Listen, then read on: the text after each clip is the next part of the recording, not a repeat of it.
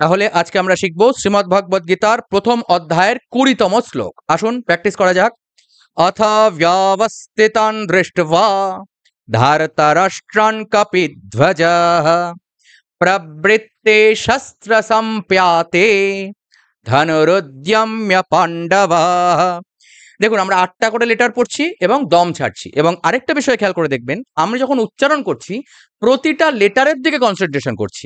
অর্থাৎ অথ ব্যবস্থিতান দৃষ্ট্বা, প্রত্যেকটি লেটার উচ্চারিত হবে। এটা কিন্তু সংস্কৃত ভাষা, পৃথিবীর শ্রেষ্ঠ ভাষা, তাই সেইভাবে শিখতে হবে। অথ নয়, কিন্তু থয় ওকার নেই, তাই অথ বললে চলবে না। কি বলবো আমরা? অথ ব্যবস্থিতান দৃষ্ট্বা ধারতরাষ্ট্রান কপিধ্বজঃ ধারতরাষ্ট্রান কপিধ্বজঃ প্রবৃত্তে শস্ত্র সম্পাতে প্রবৃত্তে শস্ত্র সম্পাতে ধনুরুদ্যম্য পাণ্ডবাঃ ধনুরুদ্যম্য পাণ্ডবাঃ।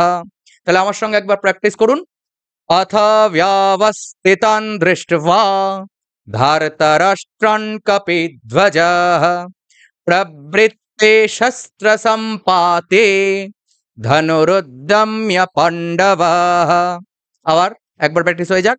অথ ব্যবস্থিতান দৃষ্ট্বা ধারতরাষ্ট্রান কপিধ্বজঃ প্রবৃত্তে শস্ত্র সম্পাতে ধনুরুদ্যম্য পাণ্ডবাঃ।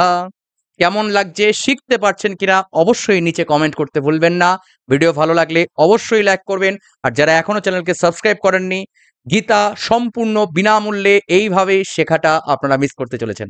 অবশ্যই চ্যানেল সাবস্ক্রাইব করুন, ফেসবুক পেজ ফলো করে সঙ্গে থাকুন। জয় গীতা, জয় সনাতন, জয় সনাতনী।